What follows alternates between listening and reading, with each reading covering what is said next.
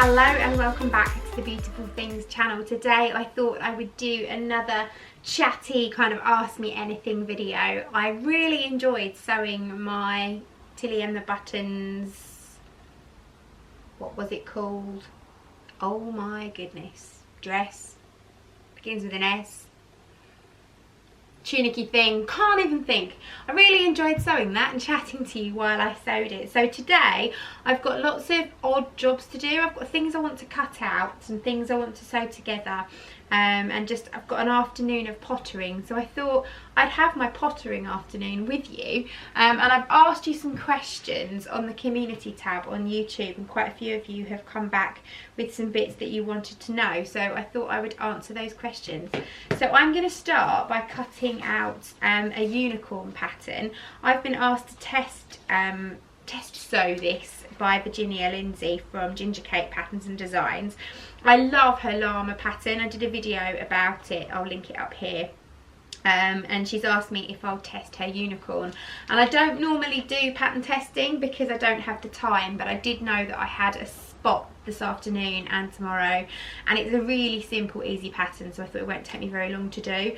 So I'm going to cut it out today, and then I'm going to sew it up tomorrow when I've got a bit of time on my hands. So I've decided to raid my stash to do it, and I'm going to make it out of this really slippery gold satin. It is supposed to be done out of cotton, but you know, I don't like to stick to the rules, so I'm going to use that, but I am going to interface it with some woven interfacing, just to make it a little bit less slippy, less likely to fray, and a little bit easier to work with. And the horn, I'm going to make my own horn, and I'm going to cut it out of this sparkly spandex, and these are scraps. They were offcuts that I was given in just a bag of scraps, and I just put them to one side thinking they might make Barbie clothes or something. So I think that will be super fun. So I'm going to cut that out, and while I do it I'm going to answer some questions for you. And I'm going to start with the first question, which was from Jennifer, and it said, how you met Mr Mack and the story of your wedding. What wise words would you give a newlywed couple?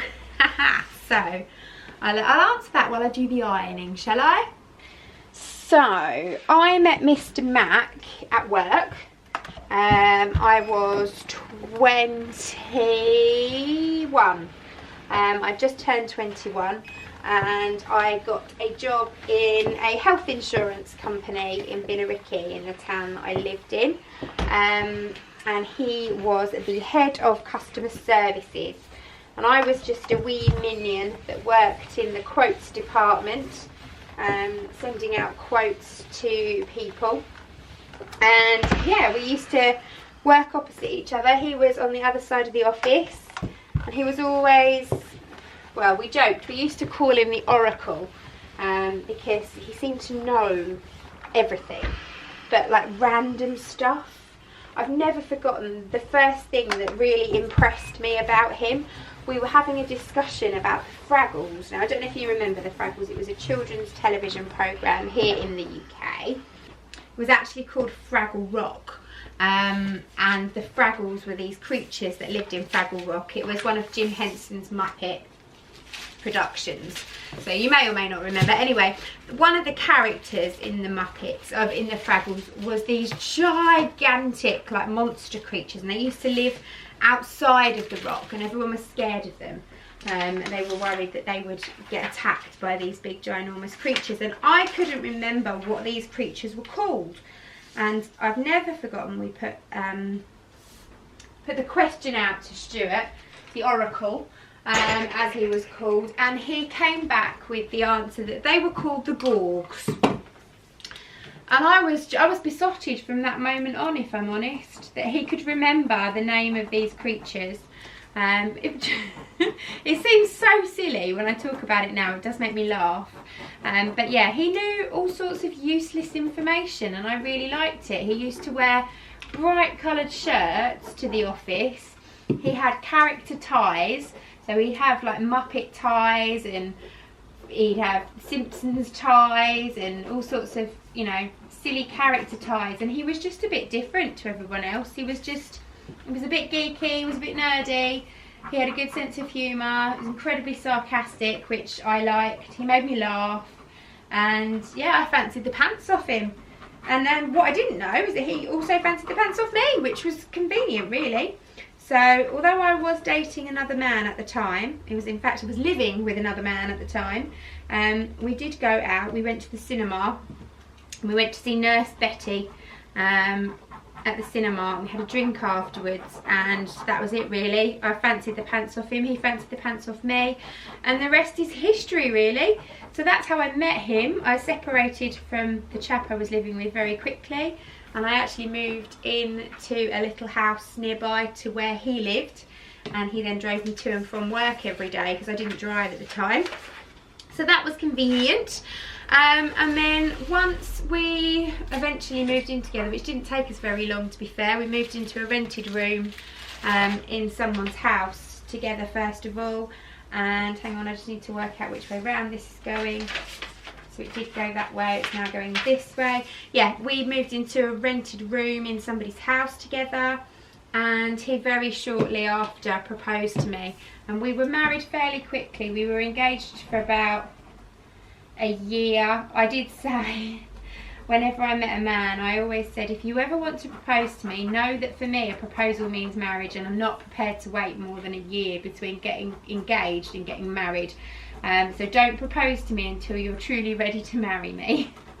So he proposed to me. I think we've been together probably about 18 months or so, maybe 2 years, I can't really remember. No, we've been together 2 years. Yes, it was October, I remember now. Yeah, we've been together 2 years, and then we then got married in the June, but it was the next June, so it was just over a year before we actually got married. But yeah, it was a lovely story of our wedding, nothing really unusual. It was a very crafty wedding. I did a lot of it myself. I didn't make my own dress or anything, I wasn't sewing then. But I did all my own table plan, I did my invitations, I did all of the place names. I'm trying to think, the flowers were actually my boss at the time. She was an ex-florist, so she did my flowers for me. The cake was a friend of Stuart's mum and dad's, and that was lovely. We had one of the first kind of cupcake towers. They were just starting to come out, so they did this cupcake tower for us. But I did it all myself, I organised it all myself. I love organising a party. Organised everything myself. We did our own bar, we did get caterers in.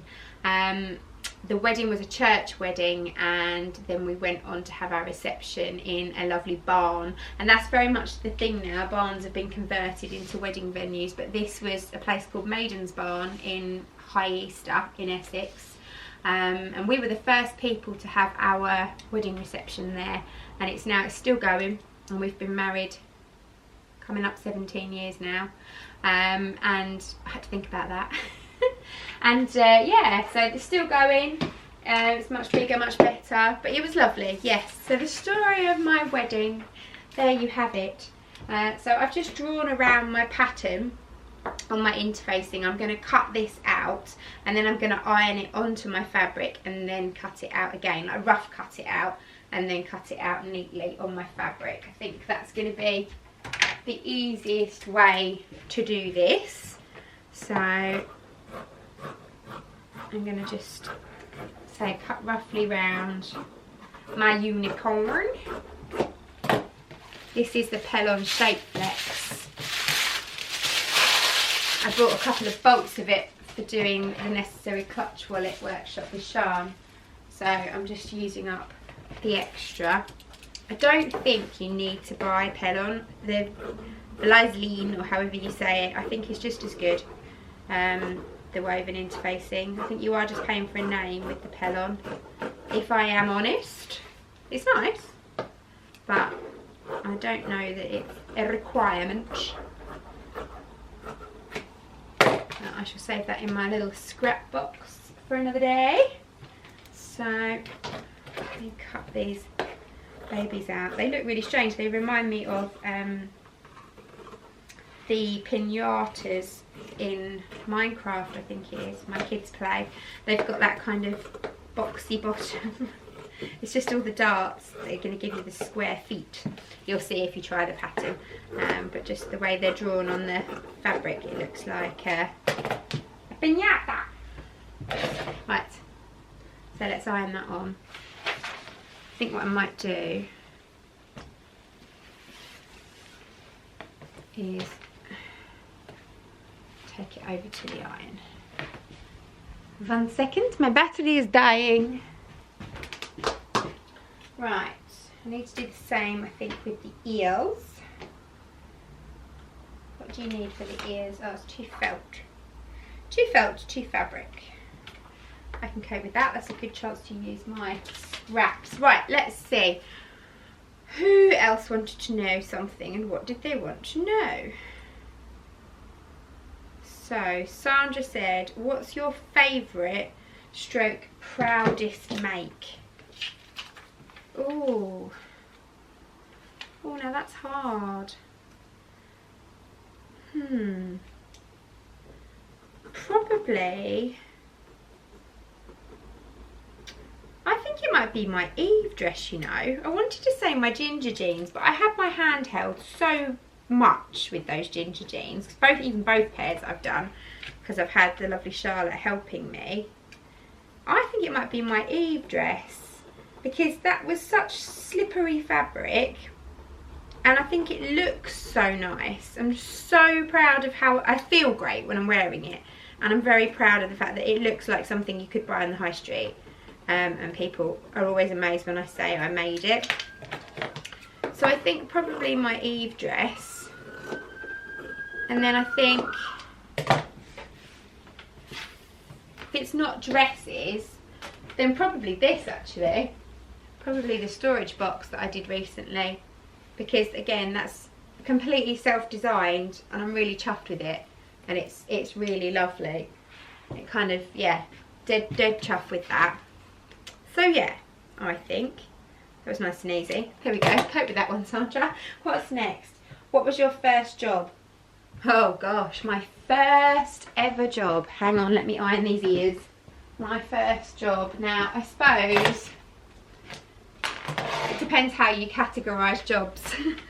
But my first job where I was employed and paid by somebody else, I think would probably be, I was 14, maybe 15, and I had a job at the local Wimpy after school, a couple of days a week. So it wasn't like my first full-time job, and I had loads of retail jobs and bar jobs and restaurant jobs throughout my early teens and 20s. I've worked in an awful lot of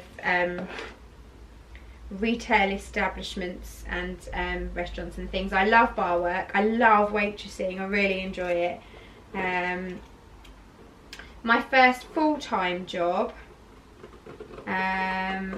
when I stopped playing at working, I travelled around Australia when I was 19, and when I came home I got my first proper full-time job, and it was quite a good job actually. I used to work for a literary agent in West London, Alexandra Can Representation. I don't think they're still there anymore. I wouldn't be surprised if Alexandra herself had passed away, because she was in her late 60s then, and we're talking 20 odd years ago, and she smoked like a chimney. So I wouldn't be surprised. I have googled in the past and I haven't found any representation of the company, so I don't know. But yeah, I worked for a literary agent in West London. Absolutely loved it. I just had an admin job there, but I did used to get to read scripts and things. We used to represent Paul Whitehouse and the team from the Fast Show, which was great. We also used to represent Jeremy Lloyd, who is very well known for lots of old UK sitcoms, and so it was fantastic. I got to meet all of those people. It was really good. They were lovely, lovely people. I used to get to go to theatre shows and stuff like that after work, because she'd always get tickets for things and she never used to want to go, so I always used to go. So it was good. It was a lovely job, really enjoyed that, but I got paid an absolute pittance. By the time I travelled to the other side of London every day to work, I think I used to end up, by the time I paid my train ticket, I had about £250 to my name at the end of the month to spend, just for spending money, by the time I'd given my mum a bit of rent and stuff. So it wasn't great. I think I had a Saturday job as well. I think I was still working in the chemist. I used to work in my local chemist. I think I was still there. If I wasn't there, then I was certainly waitressing or working in the pub kitchens, something or another, I can't remember, but I'm pretty sure I had a Saturday job too, because I needed to earn a bit of extra money. Had I actually known it was round the corner, it was pretty much opposite in High Street, Kensington, but it was just opposite Kensington Park, about 5 minutes walk up the road from Olympia, so it wasn't far away from the Goldhawk Road. So had I been into my sewing then, well, it would have been dangerous. I could have gone to the Goldhawk Road in my lunch break. But yeah, I loved it, really nice job. I did it for about 1.5 years, and then I left to get a job locally because I just couldn't justify the travel anymore. I made myself quite poorly. I got a really nasty kidney infection. Got really poorly. I got a new boyfriend around that time as well, and he was encouraging me to work locally and stop working in the city. So I quit and I got a job just to ask the pizza restaurant full-time in Billericay where I lived. I was there for about 6 months, and then that was when I saw the notice outside the health insurance company. So if I hadn't have quit that job in London, then I may not have gone on to meet Mr Mack. So they say things happen for a reason, don't they? It was also said boyfriend that made me quit that ended up getting dumped in favour of Mr Mack. So I'm a bit of a serial monogamist. My mum will tell you. I don't think I've ever been without a boyfriend or a man in my life. Maybe for about 2 weeks. Right, where's my phone? Buried. What's next? What's next? There's another 2 questions. Nana Stevens asks, how did you start up your business? Did you start by selling your products and then growing it up? Right, so Nana, I have always been crafty. When I first got together with Mr Mack, he used to play games on a Sunday with his friends. They were into role playing. They didn't do Dungeons and Dragons, it wasn't quite Stranger Things, but they did used to play a game called Vampire. And it would take all weekend, and he would go to his friend's house and he would play this game all weekend, and I would not see him. So I had moved out of my flat to be nearer to him. He lived in the arse end of nowhere in a little countryside part of Brentwood. It's called Kelford and Hatch for those of you who know the area, but I didn't drive, so that therefore meant it was the arse end of nowhere and I couldn't get anywhere and I was stranded. So I would be in my little rented room in my little cottage that I was renting with absolutely bugger all to do. And so I went to the art shop one lunchtime and bought myself some paints and some canvases, and I started painting and doing just kind of funky pictures. My dad at the time, well he still is, was very much into Clarice Cliff, the potter, the paintress. And so I used to replicate her designs and patterns and put them onto canvas, and I would sell them on eBay, and I was doing alright for myself. From there I got into card making, started doing some card making, and then a friend of mine said to me that I should do a stall at a local craft fair, so I did. She helped me do that. And then we moved, we got into our flat, I did more painting, I then did a bit of glass making or glass painting, so yeah, I dabbled a lot. Did some glass painting and again sold that at craft fairs. Then we got married and I moved, we bought our first house and I got a real proper job, like a proper job. I worked for the Learning and Skills Council and I was responsible for all of the funding for all of our local adult and further education colleges in Essex. So I had a really important job But because I didn't have any children and I didn't have any other commitments, I could be crafty. So I carried on doing my card making and things. I set up a little studio in my garden at home, just in a shed. And it was lovely. I used to do that, and I would take the cards into work, and I had a little basket on the reception counter at work, and all of my colleagues would ask me to make cards for them. I set up a Facebook page and I sold my cards, but it was very much a hobby that paid for itself. Over time it became more, and I started to do a bit more sewing. I went on and had Thomas and Isabel, and I did more sewing and less card making, and started to do some much bigger fairs and bigger events. And it was then that people used to say, oh, I wish I could do this, I wish I could do this, and people said, why don't you teach? So it was a hobby that paid for itself for a good 10 or 15 years. And it wasn't until I had Izzy and I got made redundant from my big important paying job, and I got a really nice payout. It was a very good contract, it was a government job, so I used to get, you know, good perks, good money, good contract. And I got made redundant, got a nice payout, and also because I was pregnant, and they didn't make me redundant till I was 24 weeks pregnant. If you work in HR, you will know that they left it 2 weeks too late, because they also had to pay me a year's worth of maternity pay, which for me was 9 months on full pay. So I got that on top of my redundancy payout. So I was really lucky, so much so that I gave all of that money, with the exception I bought Mr Mack an iPad. But the rest of it I gave to my mum. She tucked it away and she divided it up, and she used to pay me a salary once a month so that I could work for myself at home but know that I was going to get a salary, because I couldn't be trusted. I would have just blown it all and spent it all. Nothing's changed there.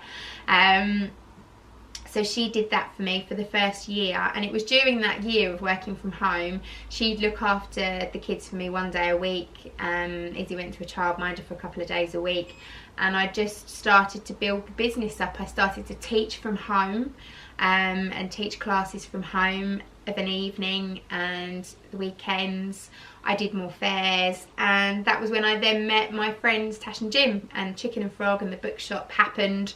And then very quickly this place happened, and it all kind of took off from there. So Beautiful Things as a business has been running for 20 years. As a hobby business, probably for about 15, 20. No, I can't do my maths. So yeah, about 20 years Beautiful Things has been working for. Yeah, 15 years. Oh my goodness, maths, Claire. It's not my strong point. Beautiful Things has been running for 15 years. And out of that 15 years, probably for about 7 of it, it ran as a hobby business.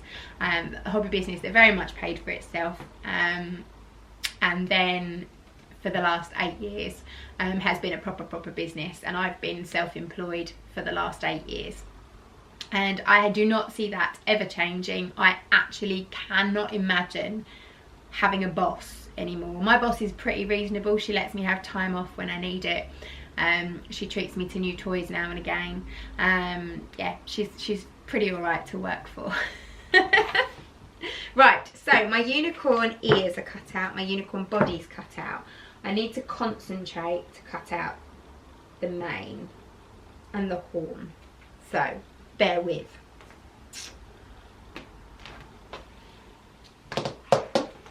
Mane. How do we do this? 2 pieces of felt. 4.5 inches by 8 inches. That I can cope with. 4.5 by 8. Cut these separately because this felt's a little creased. There we go. I'm assuming one's the tail and one's the mane. 2 is needed. 18 inches. Felt for mane, ears and tail. And a horn. A horn. Right, I need to cut the horn out. Horn. Right, let's out of paper. This doesn't look very pretty. So, I was going to sew a top and put a cricket name on it, and I'm still going to do that this afternoon, but I've only got one more question, so I think I should probably just answer that question and finish cutting out my unicorn, and then that will be that for today, and then I will sew it tomorrow. So what was the other question, and where is my unicorn horn fabric? Here. So pretty. Doesn't seem very big. Unicorn horn, cut 1 in cotton fabric. Well, it's not cotton, it's spandex. What I might do, I might interface this as well actually. That'll kill the stretch and make it just like sparkly cotton. That would be a very sensible thing to do, Claire. Right, what's the next question? Louise Lil, sorry. How old were you when you first learned to sew, and who taught you? How old was I when I first learnt to sew? I had just had Thomas, so I was 29. So I did learn to sew at school. So that is a bit of a lie. I did use a sewing machine at school. I actually studied GCSE textiles, O-levels, for those of you who remember O-levels. I did do GCSEs. But I didn't do very well because I found it really boring and really rubbish and didn't enjoy it at all. So I actually cheated for my exam piece, and I got a Marks and Spencer's cushion from my mum's loft, and I cut the label out and I handed that in for my coursework. So I made no effort at all at GCSE textiles. I got an E, which isn't very good. It's not a fail, but it's not very good. So yeah, well, never mind that, shall we? So I didn't start sewing until I was 29. I started sewing because I wanted to sew on cards. So as I mentioned earlier, I used to do card making, and it was very fashionable at the time to sew on cards. So you would do your design, stick it onto your card blank, and then use like a zigzag stitch around the edge of your picture and stitch it onto the card, and it looked really pretty. So I asked my mum for a sewing machine for Christmas. All I actually wanted was like a toy sewing machine, like the really tiny mini sewing machines, just so that I could sew on cards. But mum being mum, she bought me, when they first came out, the John Lewis mini sewing machine. So it is just a very small sewing machine in pistachio green. It's beautiful. She's still got it, and I think we're going to give it to little Miss Mack at some point or another. So that will be nice to see her using that. But I absolutely loved it. It was really cute, and as soon as I got it down my studio and started sewing on cards, I realised that it was a proper sewing machine and it would sew stuff.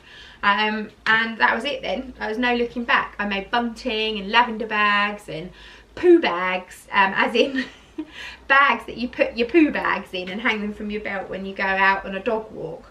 And I used to make all these little bits and pieces that I then went on to sell at craft fairs. So yeah, that was it then. As soon as I realised I could actually sew, I used to like making little things, and I still do very much. Although I can dressmake and I do dressmake, I like to make little things, quick projects. I like bunting, boxes, bags, purses, anything little and simple. They're my favourite kind of things to make. And yeah, so from there really onwards. With regards to who taught me to sew, I've only ever done 2 courses in my entire life. One of them was my overlocker course at the adult college that I loved, and the other one was with an upholsterer who taught me how to teach people to make Roman blinds, and I just paid her to teach me for a day at her house. I made the blind that's here at the studio, and then she taught me how to teach the process, which was really handy. I'm not likely to ever want to make blinds for the rest of my house. I haven't got the patience, but I wanted to know how to teach it rather than how to do it, if that makes sense. So that's what she did, so I paid her for that. Other than that, I've done no courses at all. I am completely 100% self-taught, just from Google and YouTube and tutorials and patterns and books and magazines.